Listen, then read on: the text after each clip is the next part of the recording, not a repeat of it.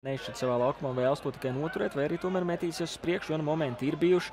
Audē varbūt kā tas varbūt tas pozitīvais Audas komandai, tomēr spēle arī joprojām gara. Noteikumu pārkāpums netiek fiksēts Audas komandai. Piespēles kreiso pusi Tavarišam. Tavarišs iespēlē sodu laukumā. Šeit var uzsist pa vārtiem, vai izdosies. Joprojām ar bumbu. Tagad sekos sitiens. Bosančičs ar bumbu piespēlē Tavarišam kreisajā flangā. Viņš piespēlē bumbu uz priekšu.